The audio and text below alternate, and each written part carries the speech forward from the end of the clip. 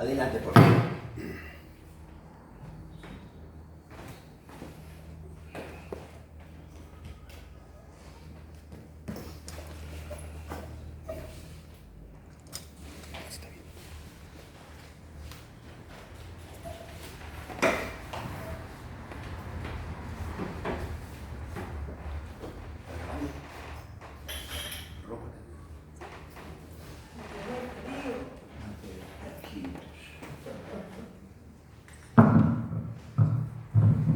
Hermanos, Dios bendiga.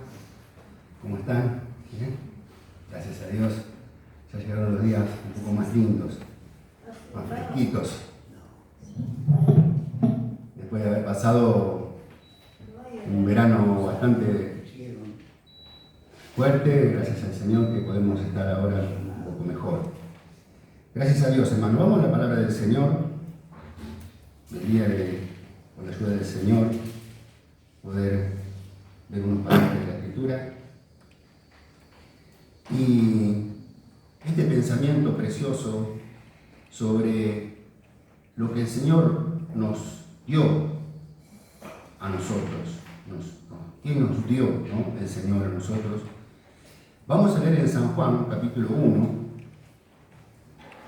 el versículo 12. Dice la palabra del Señor que más a todos los que le recibieron, a los que creen en su nombre, le dio potestad de ser hechos hijos de Dios. Hermanos, acá Dios habla, Dios establece, Dios impone su palabra como la autoridad suprema. Y no hay discusión. Cuando Dios habla, habla. Cuando Dios le dijo a Moisés, ve a Egipto, que vamos a libertar, voy a libertar a mi pueblo, Moisés le cuestionó, ¿qué le digo? ¿Cómo te llamás? ¿Qué nombre les digo? ¿En nombre de qué vengo? Y Dios le dijo, yo soy el que soy. Yo soy. Anda y decirle, yo soy. ¿Qué tiene que el hombre preguntar, cuestionar? Cuando Dios manda, Dios dice, así es. Me estaba en algo que dijo Juan Manuel. Vos dijiste algo que un teólogo dijo del principio, eso estuvo muy lindo. Que Dios era antes del principio, algo así. Antes de la luz, antes de la luz fue la cruz. Antes de la luz. Antes de crear. La luz. Antes de la luz. Estaba la cruz. Sí, a la cruz. En el pensamiento de Dios ya estaba el Evangelio de Jesucristo antes de hacer todas las cosas. Ya estaba. Hermano, el hombre se pone a cuestionar a las cosas de Dios. Y lo primero que se le ocurre es decir, bueno, Dios no. A ver, vamos a pensar. Vamos a meditar con nuestro y a buscar los fundamentos de cómo se creó el mundo. Afuera Dios, aparte de Dios. Y no puede, no se puede, es imposible. Cuando uno, esto que enseñan en las escuelas sobre la evolución, es imposible de explicarlo. Es imposible de decir cómo se pudo crear la vida y cómo evolucionaron las cosas, los animales, los seres vivientes. Con tanta tecnología de hoy que existe, el hombre manipula a los seres vivos, pero no puede crear vida. Y la Biblia establece allí en Génesis, en el principio creó Dios los cielos y la tierra, lo hizo Él, punto, no hay discusión. Nosotros no vamos a poner a discutir esto que es la verdad misma de Dios. Dios dice y así es. Y el hombre dice allá la voz del necio, ¿no? En el Salmo 14. En el Salmo 14, 1. Dice el necio en su corazón: no hay Dios. Porque es un necio. Porque quiere vivir sin que exista Dios. El hombre por naturaleza no quiere dar cuenta a nadie de sus actos. No quiere dar cuenta, pero el hombre va a dar cuenta. Al final de sus días, el hombre va a comparecer ante Dios, porque la Biblia dice que va a haber un día de nacimiento, un día de muerte, y después que viene el juicio. Va a haber un juicio a los hombres. Pero el necio dice: no hay Dios. Aquí, Juan comienza con la verdad pura, muy semejante allí al libro de Génesis al principio. Dice 1:1 de Juan: en el principio era el verbo, y el verbo era Dios. El verbo era con Dios, y el verbo era Dios. Era con Dios. Aquí está hablando de Jesucristo, Logos, el verbo, la palabra, representada en Cristo Jesús. Y listo, ya está establecido. Acá Juan establece el fundamento supremo de Dios, como decía ese teólogo que nombró Juan Manuel. Antes de crear todas las cosas, ya estaba establecido que Cristo iba a redimir un pueblo para sí. En el principio la palabra, el verbo, ya era, es y será. Es por siempre. Antes de creadas todas las cosas ya existía, ya estaba desde siempre, la eternidad pasada a la eternidad futura. Ya era el verbo, ya estaba presente. La palabra viva. Jesucristo dijo allá en San Juan 6, 63, las palabras que yo he hablado son espíritu y son vida. El espíritu es el que da la vida. La carne para nada aprovecha. Los pensamientos humanos, las cosas, lo que nosotros asociamos, siempre lo asociamos a las cosas terrenales, a los carnales, pero Dios no se maneja en esos niveles. Dios cuando habla espiritualmente, y la palabra de Dios hay que discernirla espiritualmente. Para eso hay que tener el Espíritu de Dios para poder discernir su palabra. Si no, es imposible. El hombre carnal no discierne las cosas espirituales. El Espíritu es el que da vida. La carne para nada aprovecha. Las palabras que yo os he hablado son espíritu y son vida. Bendito el nombre del Señor. ¿Cómo se relacionan las cosas de Dios con la vida? Todo lo que está fuera de las cosas de Dios son muertas, son carnales y para nada aprovechan. Juan establece que desde el principio era el verbo. Y el verbo era con Dios. Y el verbo era Dios. Este Juan que supo recortarse sobre el pecho del Señor, dice. Estaba ahí, al lado. Lo sentía. Estableció acá la verdad de Cristo. Ese hombre que comía con él, que anduvo con él durante tanto tiempo, ese hombre era Dios. Y Juan lo exalta tal cual Él es. Dios. Hermano, cuando Dios habla que se calle toda la tierra, allá en Job 38:3,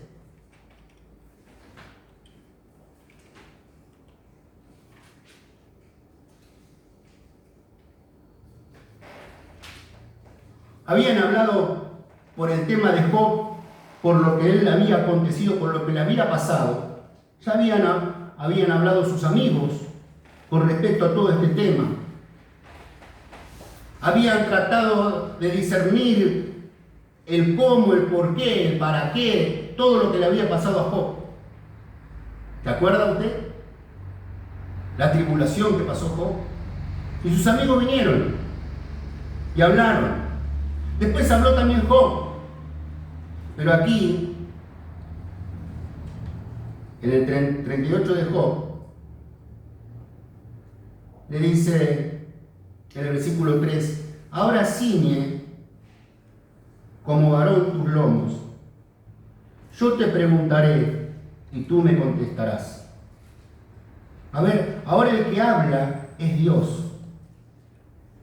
Ceñite tus lomos, despertate, escuchá, estate atento, prepárate, porque ahora el que va a hablar voy a ser yo.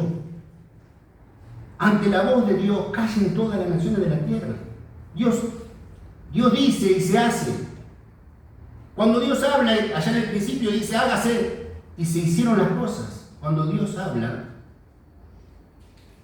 es la obra plena de Dios. El hombre calla. Acá le dice, tú me contestarás, ¿dónde estabas tú cuando yo fundaba la tierra? Hazme saber si tienes inteligencia. Yo siempre pienso en que el hombre trata de discernir los cielos y no le alcanza los telescopios para ahondar porque es infinito. Es infinito el cielo y no lo alcanza, no tiene muro, no tiene final. Y el hombre trata de discernir, de descubrir ciertos temas ahí y tiene todas conjeturas con respecto a cómo se formaron las estrellas y el mundo y el universo que conocemos. Y son todos ahí divagando pensamientos ahí. Acá Dios dice, sentate. Acá las cosas son así. Y luego pienso también en la materia que tenemos, en las materias que tenemos, en lo que podemos manejar, que lo tenemos a mano. Tomamos una molécula y la empezamos a analizar de qué está compuesta, cómo está compuesta, y se llega a un lugar en donde ya no se puede ver más nada. No hay microscopio ni nada que pueda ver cómo está conformada la materia. Y se crean teorías con respecto al átomo.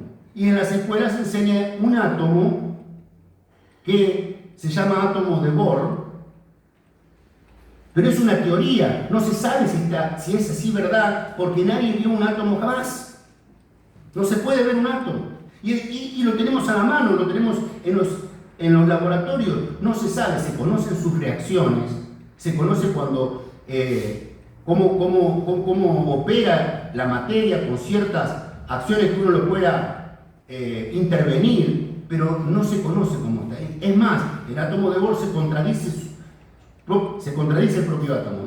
Hay leyes ahí que se contradicen, porque no puede haber en un núcleo cargas positivas. Eso es otro tema. Pero te quiero decir que el hombre no sabe ni siquiera la materia, no conoce cómo fue formada las estrellas, en todo divaga, en todo duda. Acá Dios dice, Job, sentate, ¿dónde estabas tú cuando yo fundaba el mundo?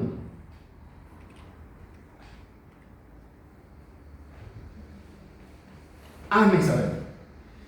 Hermanos, Dios establece acá, en Juan, que Él vino al mundo. Dios vino, se hizo carne, el verbo de Dios se hizo carne, vino al mundo para rescatar a los suyos vino. Porque Él vino al pueblo judío. Y los suyos no le recibieron, el pueblo judío lo rechazó. Por eso lo condenaron, no lo conocieron, no lo recibieron. Y el Señor Jesús fue condenado a muerte, porque el pueblo lo pidió. El propio Pilatos le dijo, lo quería soltar.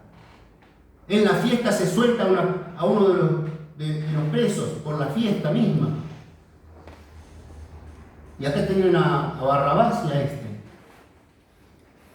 Y la gente pidió que se suelte a ese asesino, a Barrabás. Y el inocente quedó. A los suyos vino, al pueblo de Dios. Este es el Mesías. Este era el Mesías prometido. Y el pueblo no lo vio. El pueblo quería otra cosa, pensaba, lucuraba otra cosa, pensaba que era un libertador, pero de otro tipo. Ellos querían un libertador como San Martín.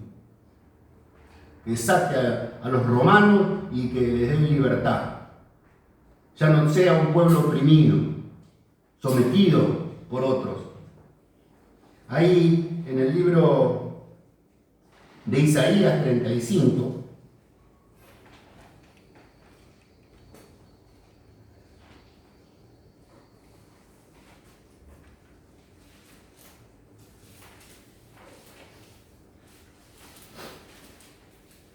dice, uno de las tantas profecías del Mesías que iba a venir. 35:4 dice, decid a los de corazón apocado, esforzados, no temáis. He aquí que vuestro Dios viene con retribución, con pago. Dios mismo vendrá. ¡Qué promesa! Dios mismo vendrá. Yo me imagino a los judíos pensando, Dios mismo vendrá. Esta es la promesa de que Dios iba a venir, los iba a salvar. Porque acá dice, Dios mismo vendrá y os salvará. Y en la mente del judío estaba el libertador, el salvador. Cosas materiales, libertades terrenales. Pero no es así como obra Dios. Dios tenía ese plan desde el principio, desde antes de la fundación del mundo, ya estaba pensado. Ya Dios lo tenía en su corazón, el plan divino de salvación, antes de crear todas las cosas. Dios no se sorprende con nada, no se desayuna con ninguna cosa que acontece acá en la tierra. Todas las cosas han sido establecidas por Dios y se desarrollan, y el mundo y todo lo que pasa, Dios ya lo tiene todo planeado. A Dios no se le escapa nada, no se mueve nada si Dios no lo permite. Y Jesucristo dice que aún los pájaros que se venden por unas monedas, Dios lo tiene en cuenta. Dios conoce la vida de los animalitos. Y nada les acontece si no es la voluntad de Dios. Todo está en Dios. Por eso, hermano, cuando hay aquel que contiende con su hacedor, que habla así despechadamente con Dios, Dios tiene el dominio de todo. Y nosotros tenemos que someternos bajo la poderosa mano de Dios. Tenemos que humillarnos ante Dios. Una de las características principales de nuestra salvación es cuando nosotros nos humillamos ante un Dios tan grande. Conocemos a Dios y nos humillamos ante Dios, ante su poder, ante su autoridad y ante su plan divino que presentó en Cristo Jesús. La humillación del hombre. Pasar de ser un hombre altivo a un hombre humillado. Dios resiste, hermano, a las personas así, a los soberbios, pero da gracia, hermano, a los humildes. Hermano, Dios habló, estableció este plan de salvación, y allí Juan en 1:12 dice que le rechazaron, pero hubo un remanente, hubo un grupo, hubo unos cuantos que no le rechazaron, sino que todo lo contrario, le recibieron. Dice, mas a todos los que le recibieron. Bien, a todos los que le recibieron. Allá en Apocalipsis dice, no, yo estoy a la puerta y llamo. Recibir, ¿qué significaría? A todos aquellos que recibieron, ¿a quién? A Cristo. ¿Qué significa eso? Todo lo que significa Cristo. Recibir a Cristo es recibir al Mesías enviado por Dios para nuestra salvación, como leímos allá en el libro de Isaías. Recibir a Cristo es darle honor, darle la gloria al Salvador. Reconocer que Él vino a salvarnos, a morir por nuestros pecados. Porque en eso consiste la salvación. En que hubo un Cordero de Dios, un enviado de Dios para quitar el pecado del mundo. Eso es recibir a Cristo. Reconocer que nosotros somos pecadores y delante de Dios estamos destituidos de la gracia de Dios. No hay salvación sin el Mesías. No hay salvación sin Cristo. No podemos nosotros salvarnos por nuestras obras. Eso es recibir a Cristo. Y darle gloria a Dios por Cristo Jesús, el que murió por nosotros. A todos los que le recibieron, a todos los que dijeron sí al plan de salvación de Dios. Luego dice, a los que creen. Es sinónimo. Los que le reciben son los que creen. Los que creen ¿en qué? Los que creen en el plan de salvación, de redención para el hombre. Hermanos, el Evangelio no es muy difícil de entender. Es muy sencillo. Un pastor decía, un niño de 5 años ya puede creer en que para ser salvos tiene que haber derramamiento de sangre. Pero para nuestra salvación perfecta, la sangre tenía que ser sangre sin pecado. Eso es lo que Dios reclama. Esa es la justicia de Dios. Dios ajustició a Jesucristo por nosotros. Cristo murió por nuestros pecados, para limpiarnos de nuestros pecados. Recibir a Cristo, creer en Cristo, es esta referencia que hace San Juan. Allá en el libro de Santiago, dice, ¿tú crees que Dios es uno? Está bien, bien haces. Pero eso no alcanza, lo que está diciendo ahí. Creer que Dios existe no alcanza, no te alcanza. Hay algo más para recibir a Cristo. ¿Por qué? Porque dice en Santiago que los demonios también creen y tiemblan. Los demonios tiemblan. Y los demonios son los ángeles caídos. También creen en Dios. Y tiemblan. Claro. O sea, creer que existe Dios y que es uno y que creó todas las cosas no alcanza. A lo que hay que creer, que dice acá en San Juan, es en el plan de salvación y aceptarlo y recibirlo. Es totalmente distinto. Creer en Cristo no es creer que existe un Dios. Vengo a la iglesia. Y eso puede pasar, y puede pasar a mucha gente que viene a la iglesia, creo en Dios, creo que lo que se hace acá está bien, creo que lo que dice ahí en la Biblia yo también creo que está bien, pero nunca recibieron a Cristo. Nunca aceptaron el plan de salvación para su propia vida. Nunca.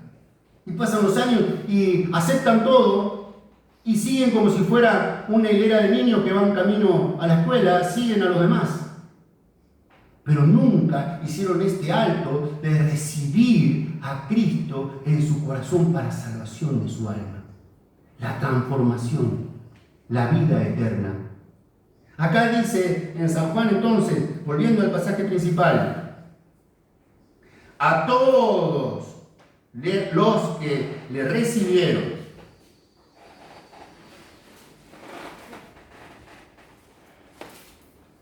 a los que creen en su nombre, le dio potestad. Bien, potestad, autoridad legal. Otra definición, poder oficial, autoridad, potestad, poder, legalidad. Es legalmente hijo de Dios, constituidos hijos de Dios legales.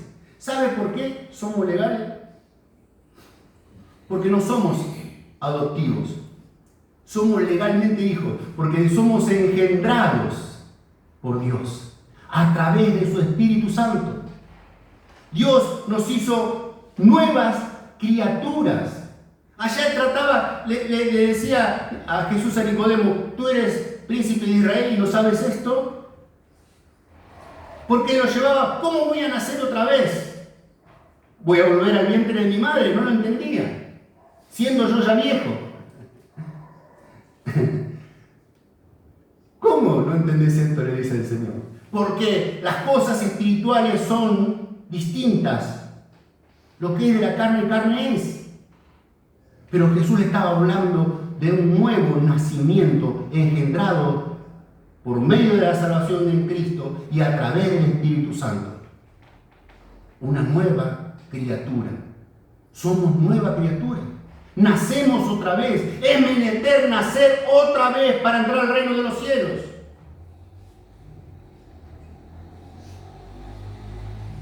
Un hermano decía, una vez nacido, 2 veces muerto. Algo así. Hay que nacer 2 veces. Hay que nacer 2 veces. Primero de nuestra madre y después por medio de que Dios nos engendra como hijos de Dios. Nacer 2 veces. Y esto es lo que tiene que ocurrir en nuestra vida. Venimos a la iglesia, pero tenemos que entender que tenemos que nacer otra vez. Tiene que haber un regeneramiento nuestro. Esto ocurre en nuestra alma. Nosotros estábamos muertos en nuestros delitos y en nuestros pecados. Y Cristo nos resucitó. Hermano, dice, les dio potestad, autoridad de ser hijos verdaderos de Dios. Hijos verdaderos de Dios. Y por último, había leído yo un pasaje y tengo otro para presentar, pero el otro no lo leí y no lo pude encontrar, pero hay otro muy parecido. Dice en el Salmo 27, y ya vamos terminando, 27:6. El pueblo judío, los salmistas, alababan a Dios cuando veían su grandeza, sus respuestas. 27:6. Luego levantará mi cabeza sobre mis enemigos que me rodean, y yo sacrificaré en su tabernáculo sacrificios de júbilo. Cantaré y entonaré alabanzas a Jehová. ¿Por qué? Sacrificaban en agradecimiento por lo que Dios hacía, porque me libraste de mis enemigos. Sacrificaré holocaustos, ellos entregaban su propia hacienda en sacrificio para Dios. ¿Por qué? Porque contestó mi oración, porque me libró de mis enemigos. Pero acá Dios nos está hablando de que nos hizo hijos de Dios para la eternidad. Nos coronó Dios. Nos puso, ya tenemos un lugar, una silla con nuestro nombre en los cielos. Dios está preparando morada para nosotros. Lo que nosotros tenemos es mucho más que lo que recibía un salmista cuando Dios le contestaba o cuando Dios los salvaba de sus enemigos. Nosotros hemos recibido salvación eterna, hermano. ¿Cómo no vamos a estar agradecidos a Dios? ¿Cómo no vamos a entregar nuestra vida en sacrificio por la obra de Jesucristo? Nuestra propia vida por Cristo. Hermano, el agradecimiento del pueblo de Dios tiene que ser pleno, total. En Hebreos 2:3 dice, ¿cómo nosotros si descuidamos una salvación tan grande? ¿Cómo vamos a descuidar algo tan maravilloso? Lo más grande que Dios hizo con nosotros, la salvación de nuestras almas. ¿Cómo vamos a descuidarnos de esto? ¿Cómo vamos a vivir por ahí andando como si esto no hubiese ocurrido en nuestra vida? No, tiene que haber un agradecimiento, un cambio, una entrega. Como todo, por todo lo que Dios hizo con nosotros, no en el plano material, sino en el plano eterno. Que Dios nos bendiga. Dios le bendiga en este día, hermano. Gracias al Señor.